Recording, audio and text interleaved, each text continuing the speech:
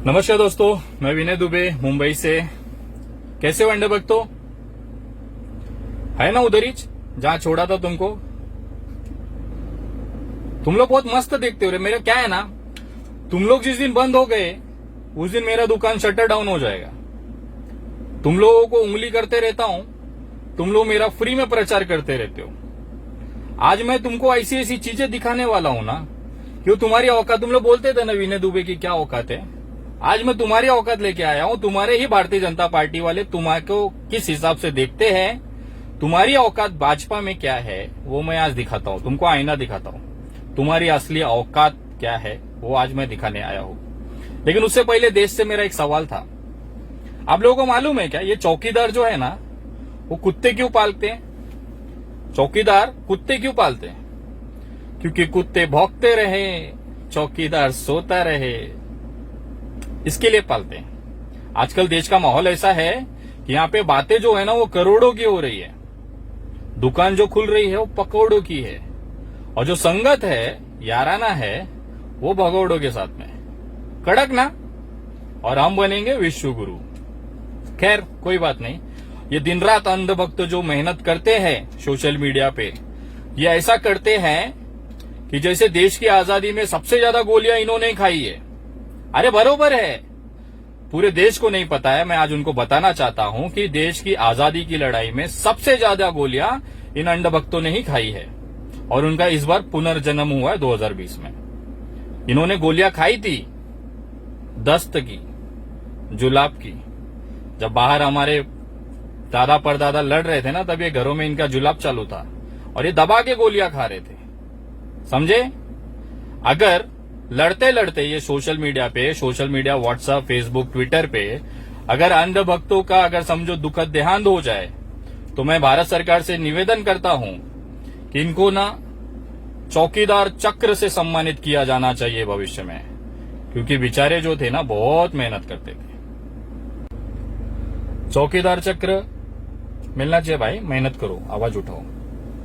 दूसरा, इनको ना सबसे ज्यादा रुचि जो रहती है ना, इंटरेस्ट, वो दूसरे के बापों में रहती है। पता नहीं इनको क्या खुजली है, दूसरे के बाप को पता करने में ना ये बहुत इंटरेस्ट लेते हैं कि किसने किसको पैदा किया, कहां से पैदा हुआ, किसने किसने मेहनत की। इस पे ये लोग का फुल इंटरेस्ट रहता है। दिन भर ये लोग इसी पे लगे रहते हैं। एक्चुअली ऐसा होता है ना, प्रॉब्लम है इनका ना, थोड़ा सा मानसिक प्रॉब्लम है। जिनको अपने खुद का बाप पता नहीं होता है ना, उसको दूसरे के बापों में ही अपने बाप को समझने लगते हैं। खोजते रहते हैं, दिन रात ये मेहनत करते रह के कि मेरा असली बाप कौन है। इसके लिए ये हर व्यक्ति से पूछते रहते हैं, विनय दुबे तुम्हारे बाप का नाम बताओ, विनय दुबे तुम कहां से पैदा हुए बताओ। तो एक काम करो रे, जिसको भी ये सवाल है ना मेरे अपने मन में तुम्हारे कि विनय दुबे किसकी औलाद है, तो जरा गूगल पे जाने का और वहां पे लिखने का विनय दुबे फादर नेम। आय हाय हाय, बेचारे इंग्लिश में बोल दिया रे। पल्ले पड़ा कि नहीं पड़ा अंडभक्तो? चलो चलो हिंदी, सॉरी मैं थोड़ा सा भूल जाता हूँ, फ्लो में आ जाता हूँ ना। तुम्हारे हिसाब से बात करता हूँ, तुम्हारे लेवल की।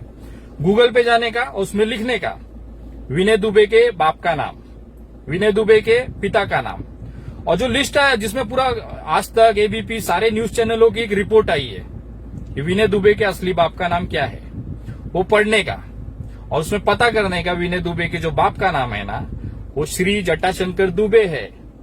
अब तुम्हारे जैसे मोहल्ले भर की मेहनत नहीं है ना अपने पास, अपना तो एक ही बाप है और वही सर आंखों पे है। ठीक है? और जो भी ये भड़वे थे ना, विनय दुबे मुसलमान की औलाद, पता नहीं क्या क्या नाम डाल के भेजे थे। मैं तुमको एक खुला चैलेंज देता हूं रे, अगर तुम सही में एक बाप की औलाद है ना, और सही में तुम्हारी मां ने तुमको दूध पिलाया है ना, तो ये साबित करो अभी तुम। और अगर साबित नहीं कर पाए ना भड़वो, तो समझ जाना पूरे मोहल्ले ने शहनाई बजाई थी भारत में। ठीक है? पूरे मोहल्ले ने, कोई नहीं छूटा, आना पीना आगा पीछा सब शहनाई बजाए। और खुला चैलेंज देता हूं तुम्हारे पूरे सरकार को, तुम्हारी पूरी फौज को। कौन सी फौज?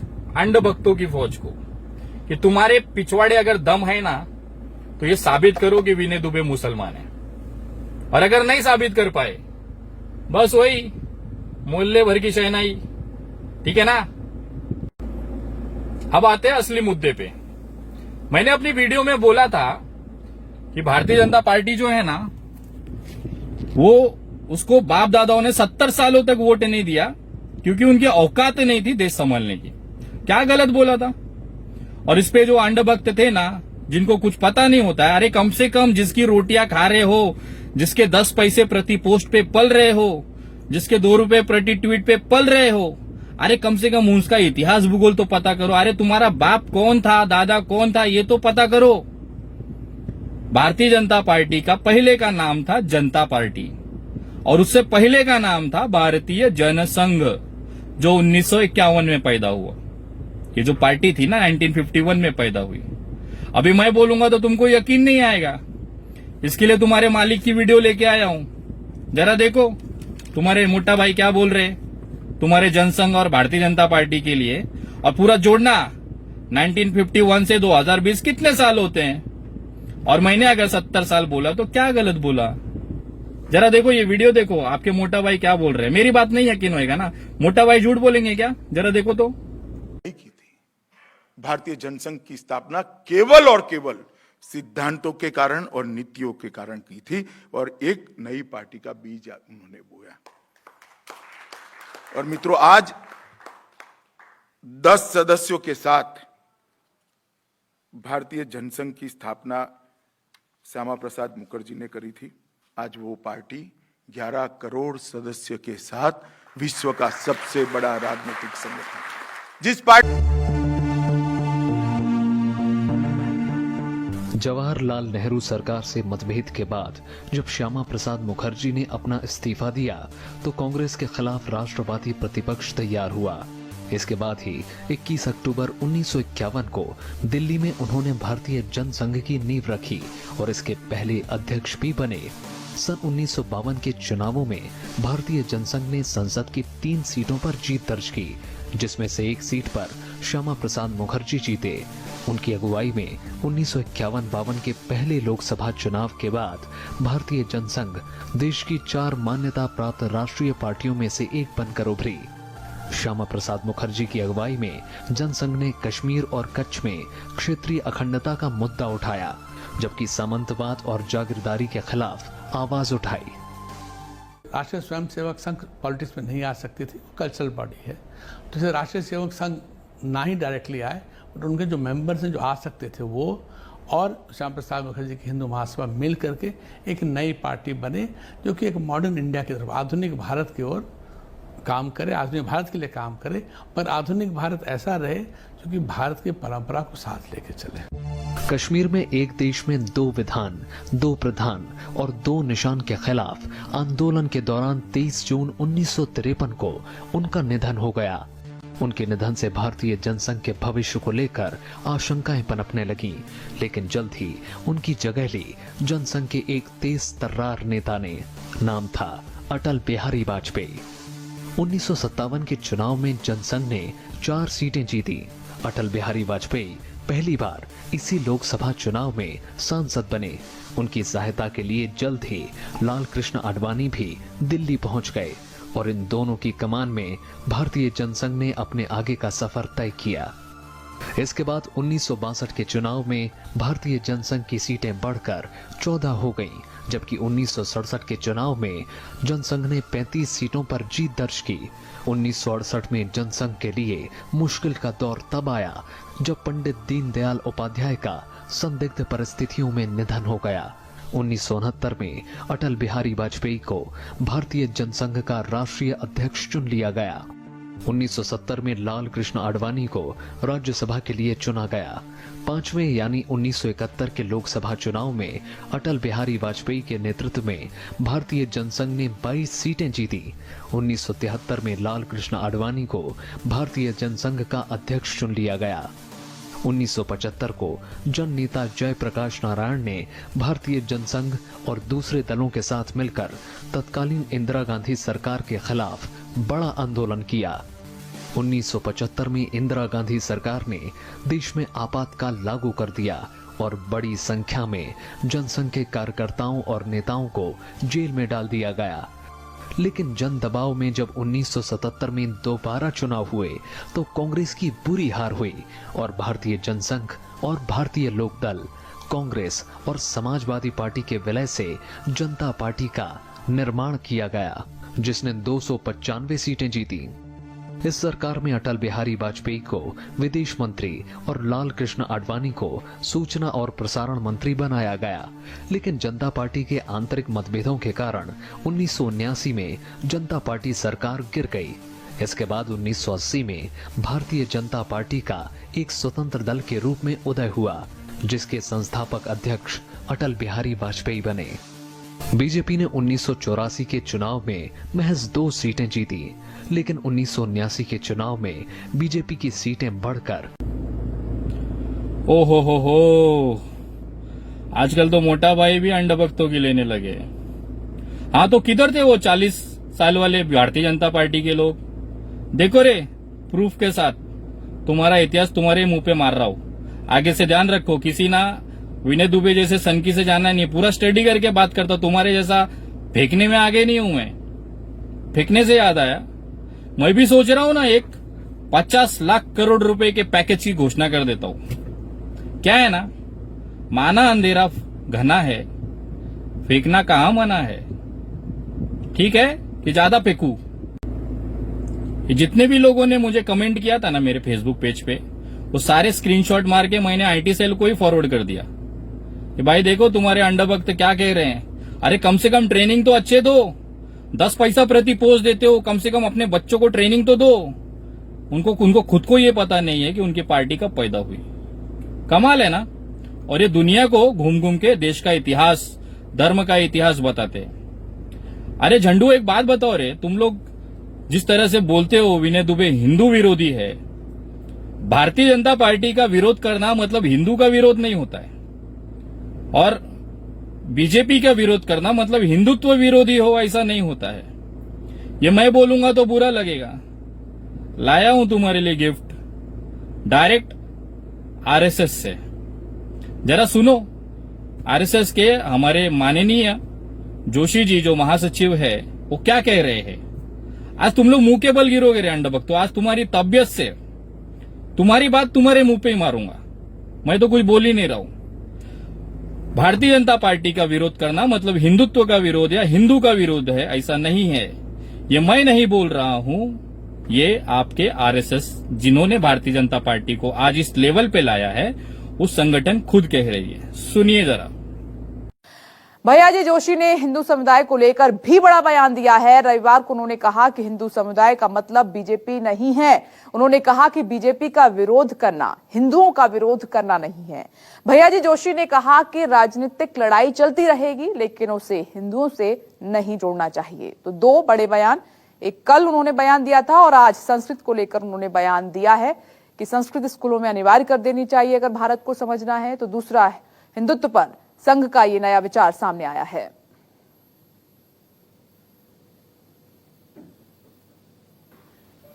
Hindu have become enemy of Hindu community, मतलब बीजेपी। हिंदू कम्युनिटी मतलब बीजेपी नहीं है, इसको पहले हम ध्यान दें। भाजपा का विरोध करने मतलब हिंदू का विरोध है, ऐसा नहीं मानना चाहिए। तो राजनीतिक लड़ाई चलती रहती है, उसको इसके साथ जोड़ के नहीं देखना चाहिए। अभी जिनको लगता था ना विनय दुबे हिंदू विरोधी है, साबित करो रे। मैं ऐसा क्या कर दिया जो हिंदू विरोधी हो गया? मैं सिर्फ भाजपा विरोधी हूं, कट्टर हो भी।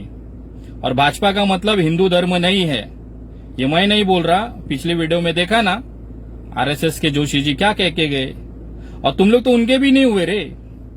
एक्चुअली तुम लोग का प्रॉब्लम क्या है ना, तुमको हिंदुत्व का डेफिनेशन ही नहीं पता है। हिंदुत्व कहते किसको हो यही नहीं पता है। मैं विनय दुबे ना कट्टर हिंदुत्व पे चलता हूं, कट्टर हिंदुत्व पे। और हिंदू राष्ट्र के लिए मैं सबसे पहले आरएसएस की जो विचारधारा है उसको मैं सलाम करता हूं, क्योंकि जो उन्होंने बताया तुम लोग तो उनके भी नहीं हुए रे अंडभक्तो। तुम काय के देशभक्ति और हिंदुत्व का मुखौटा लेके घूमने वाले रे। तुमको तो खुद को नहीं पता हिंदुत्व होता क्या है। मोहन भागवत जी हिंदुत्व का मतलब समझा रहे हैं, जरा देखो। और मैं उसको फॉलो करता हूं, और क्या अंडभक्त फॉलो करते। जरा आप पूरी दुनिया ये वीडियो देखे और समझे बात को कि हिंदुत्व कहते किसको है। और इस बंधुभाव के लिए एक ही आधार है, विविधता में एकता। वो विचार देने वाली हमारी चलती आई हुई विचारधारा है, उसको दुनिया हिंदुत्व कहती है। इसलिए हम कहते हैं कि हमारा हिंदू राष्ट्र है। हिंदू राष्ट्र है इसका मतलब इसमें मुसलमान नहीं चाहिए, ऐसा बिल्कुल नहीं होता।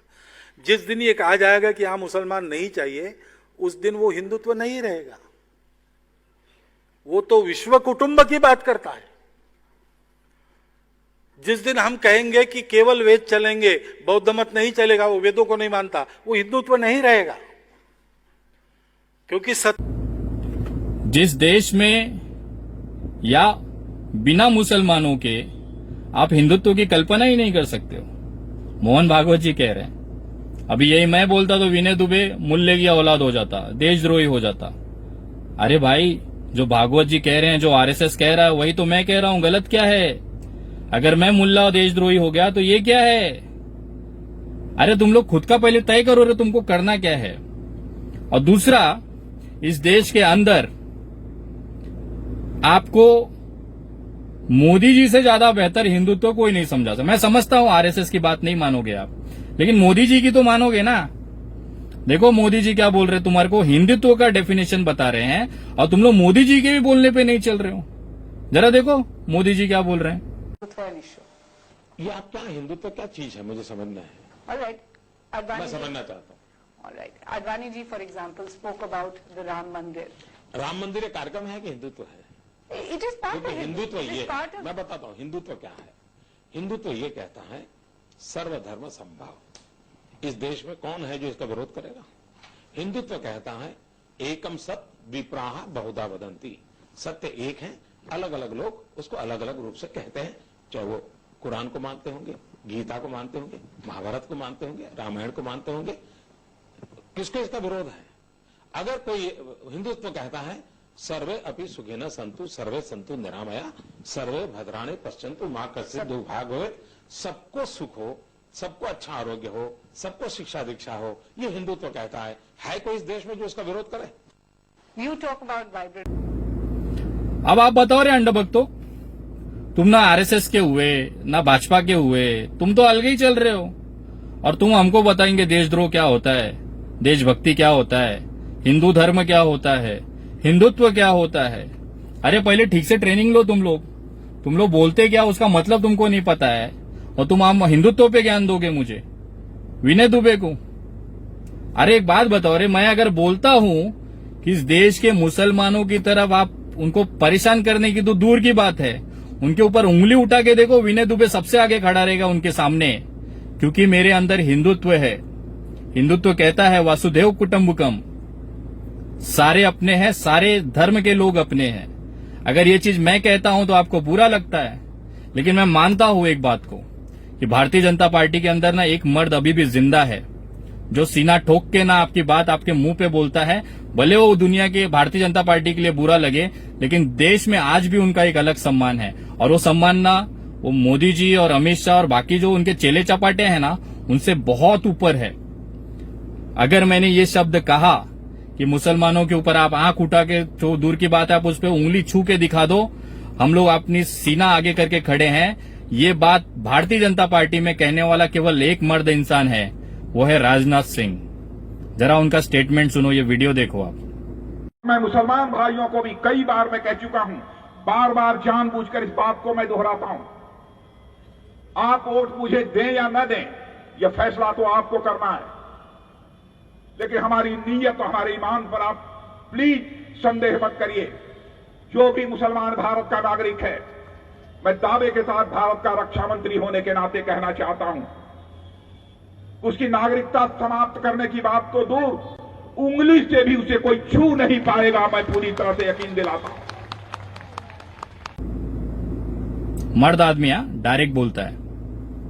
और अब अभी यही चीज मैं बोला थोड़ी देर पहले तो मैं मुल्ले की औलाद हो जाता हूं, देशद्रोही हो जाता हूं। लेकिन भारतीय जनता पार्टी के इनके नेता ही इनके मुंह पे पेशाब करे, वो अमृत, वो चरणामृत, उसको मस्त बोतल भर भर के पियेंगे, है ना।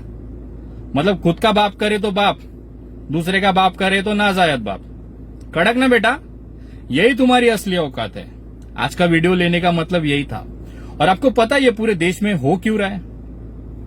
अचानक से ये सब माहौल बनाया जा रहा है। जो लोग भी आवाज उठा रहे हैं उनको जेलों में डाल दिया जाता है। जो भी सरकार के नीतियों से सवाल पूछे उसको मुसलमान बना दिया जाता है। अरे यार, मुझे कभी कभी लगता है ये जो अंधभक्त है ना, ये जितना प्रचार इस्लाम का करते हैं ना, शायद उतना तो मुसलमान भी नहीं करता होगा। इन अंधभक्तों को जो अपने नाम के आगे शिव भक्त, राम भक्त, हिंदू और पता नहीं क्या क्या कट्टर ये वो लिख के रखते हैं, वो लोग दिन रात अपने पोस्टों पे कमेंटों में जाके इस्लाम के कुरान के पवित्र ग्रंथ कुरान में ये आयात, ये सूरा, अरे अपने भागवत का भी, अपने रामायण का भी आपको पता है क्या कितने श्लोक हैं? दिन रात आप लोग इस्लाम का प्रचार करते रहते हो। मुझे कभी कभी डाउट होता है ये साले अंधभक्त साले इस्लाम के प्रचार के लिए हिंदू धर्म का इस्तेमाल कर रहे हैं कि क्या हो रहा है? अरे जितना तुम लोग इस्लाम को देने के लिए बात करते हो ना, प्रचार करते हो, उतना अगर अपने हिंदू धर्म का प्रचार किए होते ना तो सही में आज पूरा देश अपने हिंदू धर्म को सलाम कर रहा होता। करते हैं, लेकिन तुम जैसे जाहिलों की वजह से ना गालियां पड़ती हैं। देखा मैं एक हिंदू नाम का कट्टर हिंदू, पता नहीं क्या तो नाम था वो बंदे का, मैंने भेजा है साइबर सेल को, वो स्क्रीनशॉट उसकी लिंक भेजी है मुंबई पुलिस को। उस बंदे ने उसमें लिखा कि तुम्हारा जो मोहम्मद है ना वो कुछ गलत शब्द इस्तेमाल किया और तुम सारे मुल्ले जो है ना वो हलाला की पैदाइश है, ऐसा लिख के उन्होंने पोस्ट किया, कमेंट किया। और एक मुस्लिम अंधभक्त, क्योंकि वो भी माँ बहनों की गाली दिया ना तो मेरे लिए वो भी अंधभक्त है। मुस्लिम हो हिंदू हो कोई फर्क नहीं पड़ता है, जो माँ बहनों पे आ जाता है ना वो अंधभक्त है मेरे हिसाब से। तो उस मुसलमान भाई ने बताया, वहां पे लिखा कि हलाला का ना जो शुरुआत है वो तुम्हारे हिंदू धर्म से शुरू हुआ है, क्योंकि द्रौपदी के 5 पति थे। कितना गंदा लगा। उसकी मैंने कंप्लेन ना साइबर सेल में की है दोनों के खिलाफ। और इन साले चूतियों की वजह से ना हमारे सीता मैया पे, हमारे देवी देवताओं पे, इनके मोहम्मद पे, इनके नबियों पे लोग गाली गलौज करते हैं। एकदम खाली, एकदम बोलते हैं ना नीचे जाके गाली गलौज होती है। एक बात बताओ, ये कैसा धर्म का प्रचार है? ये तुम्हारी वजह से, अंधभक्तों की वजह से हमारे हिंदू भगवानों पे गाली गलौज होती है और तुम हिंदू, कट्टर हिंदू हो और मैं उसका विरोध करूं तो देशद्रोही और हिंदू विरोधी हो गया। वाह। मैं अगर आज की तारीख में सरकार अगर कहती है एग्जाम्पल कि तुम मजदूरों का ध्यान रखो, मजदूरों को संभालो, उनको भोजन करो, उनको यात्रा करने के लिए मदद करो, सरकार अगर हमसे कहती है और यही सवाल अगर हम सरकार से कर देते हैं कि आप मजदूरों को उनको भोजन दो, उनको यात्रा करने के लिए व्यवस्थाएं करो, तो हम देशद्रोही हो जाते हैं। कड़क ना, मतलब अपना ही नियम अपने ही पिछवाड़े डाल लेने का। अगर हम सरकार हमके कहे कि अपने आसपास लोगों को भोजन खिलाओ, मदद करो, और यही चीज सरकार से हम बोल दे कि भाई गरीबों के लिए, मजदूरों के लिए भोजन की व्यवस्था करो, तो हम देशद्रोही हो जाते हैं। कड़क नीति है ये लोग की। और भारतीय जनता पार्टी ये हमेशा से उद्योगपतियों की रही है। ये बात मैं नहीं कह रहा हूं, ये बात खुद अमित शाह जी कह रहे हैं कि जो लोन माफी या फिर जो भी उनकी सहूलियत है वो केवल उद्योगपतियों को मिलेगा, किसानों को मिलेगा नहीं, मजदूरों को उसका फायदा मिलेगा नहीं। ये मैं नहीं कह रहा हूं, ये खुद अमित शाह जी कह रहे हैं, अपने मुंह से कह रहे हैं। जरा आप इसे सुनिएगा कि अमित शाह जी उद्योगपति है, जो भारतीय जनता, मैं हमेशा कहता हूं ये जो भारतीय जनता पार्टी है ना, ये अमीरों की सरकार है, ये गरीबों के लिए कुछ नहीं करेगी। ये विदेश में भारतीय जो अमीर हैं उनके बच्चों को लाने के लिए फ्लाइट ला सकते हैं, ये हेलीकॉप्टर से करोड़ों के फूल लोगों पे बरसा सकते हैं, लेकिन मजदूरों के लिए ना ट्रेन नहीं चला सकते। ये 20 लाख करोड़ रुपया देंगे उन लोगों को जिनसे ये 700 रुपए का रेलवे टिकट लिया है मजदूरों से, ऐसे ही ये 20 लाख करोड़ देंगे। ये उद्योगपतियों की सरकार है और इसका कबूलनामा खुद अमित शाह जी कर रहे हैं। जरा सुनिए ये वीडियो में। इसी की तो बीजेपी मुखालफत करती थी कि हम लोग कोई लोन माफ नहीं करते, हम लोग रोजगार के मौके पर लोन क्यों माफ कर रहे थे? हमने कभी भी किसानों की ऋण माफी की मुखालफत नहीं की, कभी भी एक भी स्टेटमेंट आप निकाल कर दे नहीं। पर आप लोन माफी की जो बात कर रहे हो हमने उद्योगपतियों के लिए की, हमने कभी भी किसानों की लोन माफी का ऋण माफी का इकोनॉमिक फिलॉसफी में कभी भी किसानों की ऋण माफी की मुखालफत नहीं की, हमने कभी भी किसानों की ऋण माफी की मुखालफत नहीं की। आप लोन माफी की जो बात कर रहे हो हमने उद्योगपतियों के लिए की। लोन माफी तो केवल उद्योगपतियों के लिए होगी, किसानों के लिए कभी भी हमने नहीं कहा था। ये शब्द हैं अमित शाह जी के। तो आप कैसे उम्मीद कर सकते हैं कि ये जो सरकार है ये गरीबों की मदद करेगी? 20 लाख करोड़ का झुंझुना दे दिया है, लेकिन ये आपको 20 लाख करोड़ उसी तरह से पहुंचेंगे जिस तरह से 15-15 लाख रुपए आपके अकाउंट में जमा हुए हैं। बस वही हिसाब किताब है। और आज के डेट में मजदूरों की जो हालत है वो देखने के बाद रोना आता है, रोना, कि कैसा कोई इंसान जिसको हमने राजा उस गद्दी पे बिठाया, क्या उसको दिल नहीं है क्या? क्या उसके अंदर वो मानवता, इंसानियत नहीं है क्या? या उनके जो ये अंधभक्त फौज है उनको ये दिख नहीं रहा है क्या? मैं आज एक इनाम घोषणा करता हूं। जो भी अंधभक्त अपने पोस्ट पे, या कोई भी भारतीय व्यक्ति या कोई भी व्यक्ति मुझे वो पोस्ट दिखा दे अंधभक्तों की, जिसमें उसने मजदूरों के लिए आवाज उठाई हो, अपनी सरकार से पूछा हो, सवाल पूछा हो, अगर ऐसा कोई अंधभक्त है तो विनय दुबे भीख मांग के उसको 50,000 रुपए का इनाम देगा। भीख मांगे, मेरी औकात नहीं ना, तो भीख मांग के दूंगा मैं। 50,000 रुपए का इनाम मैं घोषणा करता हूं आज, कि जो भी ऐसा व्यक्ति अंधभक्तों की पोस्ट ऐसा दिखा दे जिसमें मजदूरों के लिए उन्होंने सरकार से सवाल पूछा है, आवाज उठाया है, उस व्यक्ति को 50,000 रुपए का इनाम दूंगा मैं। दूसरी बात, आज मजदूरों की हालत क्या है देश के अंदर में, ये वीडियो देखिए, आपकी रूह कांप जाएगी कि एक माँ किस तरह से रो रही है अपने बच्चे के लिए। ये वीडियो देखिएगा जरा आप। मार दीजिए ना, मर जा जनता, क्या करे, भूख से मर रही है, खाने के लिए कुछ नहीं है। मैं झांसी की रहने वाली हूँ, पैदल चले जाएंगे बस रो के नाम है। अरे कुछ साधन नहीं करवा रहे तो पैदल तो जाने दो। मेरा बच्चा झूठा है, 2.5 साल का, रो रहा है, मम्मी घर पे आ जाओ, मम्मी घर पे आ जाओ। कैसे जाऊँ?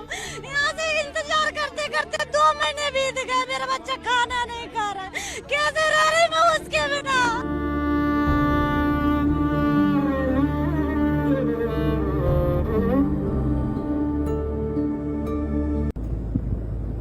मजदूरों के यही सवाल दबाने के लिए ये सब प्रोपोगेंडा अंधभक्तों को लगाया है कि लोगों का ध्यान भटका के रखो, लोगों को उलझा के रखो, धर्म के नाम पे गाली गलौज करते रहो, उनको समय ही मत दो कि वो मजदूरों के बारे में सोच सके। लेकिन वो भूल चुके हैं, अब देश की हवा बदल रही है।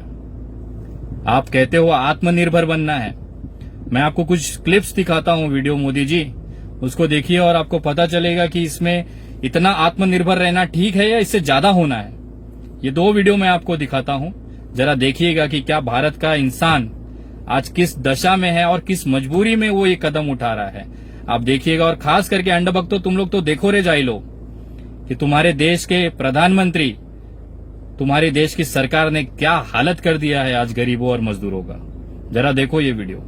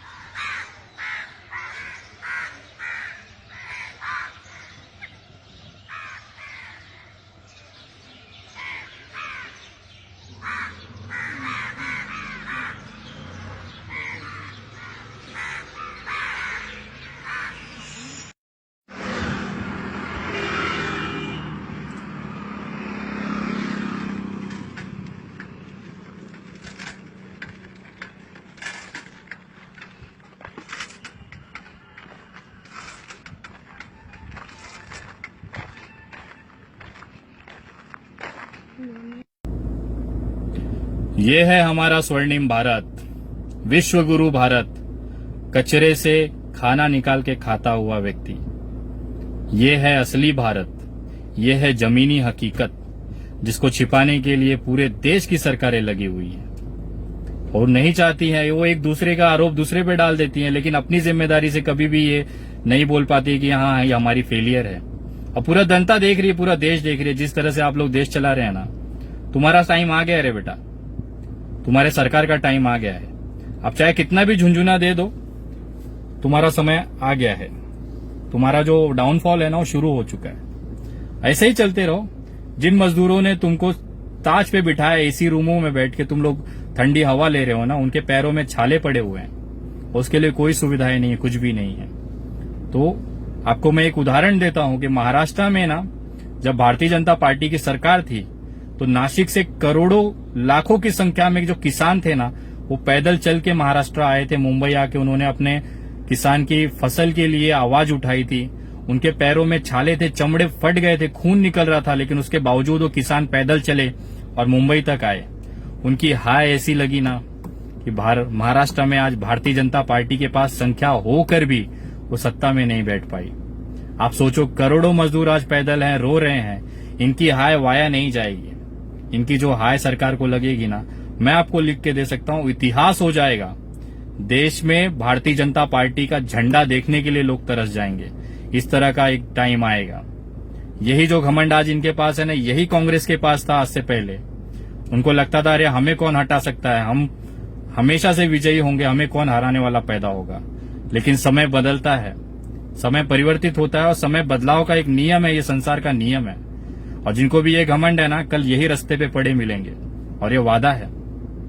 और आप सभी लोगों से कहना चाहूंगा, जो लोग अभी तक मेरे फेसबुक पेज से नहीं जुड़े हैं, कृपया वो जुड़ें और ये आवाज को हर मोबाइल, हर लोगों तक, हर भारतीय तक पहुंचाने की जिम्मेदारी आपकी है। मैं अपने जान जोखिम में डाल के सरकार के विरोध में छाती ठोक के खड़ा रहता हूं, लेकिन उसके बदले में सिर्फ एक अपेक्षा होती है कि ये चीजें सही लोगों तक पहुंचनी चाहिए। लोगों के अंदर ये जागरूकता आनी चाहिए कि आपकी सरकार से सवाल पूछिए, वो आखिर ये गलत क्यों कर रहे हैं। ये मेरी मेहनत अगर उसी दिन सफल होगी जब ये सारी चीजें, ये सारी जानकारियां उन तक ये पहुंचेगी। तो मैं तमाम लोगों से बोलता हूं कि आप मेरे पेज, फेसबुक पेज द विनय दुबे, उस पर आप जाएं। उस पर करीबन इस समय 55,000-56,000 के आसपास फॉलोवर्स हैं। उसको देखें, उस पेज पे जुड़ें और मेरी जो आवाज है वो लोगों तक, हर भारतीय तक पहुंचनी चाहिए। और इन अंडा भक्तों का तो मैं जीना हराम करके रखूंगा। जब तक बाहर हूं, जब तक आजाद हूं, तब तक पेलते रहूंगा, कोई दिक्कत नहीं है। तुम मुझे लेते रहो, मैं तुम्हें लेता रहता हूं अंडा भक्तों। और खुश रहो तबियत से, तुम्हारी औकात से ज्यादा मैं तुम्हें लेता हूं। मैं अकेला हूं, मेरे पास कोई फौज नहीं है, बस मेरे पास जो है लोगों की दुआएं हैं, मजदूरों की दुआएं हैं। और उन लोगों के लिए एक बताना चाहूंगा कि मेरी जो अगली वीडियो होगी, वो जिस तरह से बसों में मैंने लोगों को भेजा है, जिस तरह से टेम्पो ट्रकों में मैंने लोगों को भेजा है, जिस तरह से रेलवे से मैं लोगों को भेज रहा हूं, अंदरूनी तौर पे एक पूरी की पूरी सीरीज उसकी वीडियो मैंने बनाई है, वो मैं आप लोगों को पोस्ट करता हूं। और जो लोग मुझसे पूछते हैं ना तेरी 40 बसें कहां गई, उनके मुंह पे वापिस आके थूक के चला जाऊंगा, देख मेरी 40 नहीं, मेरी करीबन 200 के ऊपर गाड़ियां गई हैं इस समय महाराष्ट्र, मुंबई से उत्तर भारत की तरफ। और उस सारी गाड़ियों की लिस्ट उनकी सरकार की परमिशन के साथ में पोस्ट करूंगा और तुम्हारे मुंह पे ना वापिस एक बार तमाचा मारूंगा। तुम सारे इतने हजारों लाखों की संख्या में अंडभक्त हो के मेरा कुछ नहीं उखाड़ पाए। मैं अकेला तुम्हारी बजाते रहूंगा। तुम्हारी सरकार, तुम्हारी पूरी फौज सोशल मीडिया की, उसके बावजूद विनय दुबे आता है और तुम्हारे ऊपर करके चला जाता है। उखाड़ लो जो उखाड़ना है, देखना है मेरे को भी। जय हिंद, जय महाराष्ट्र।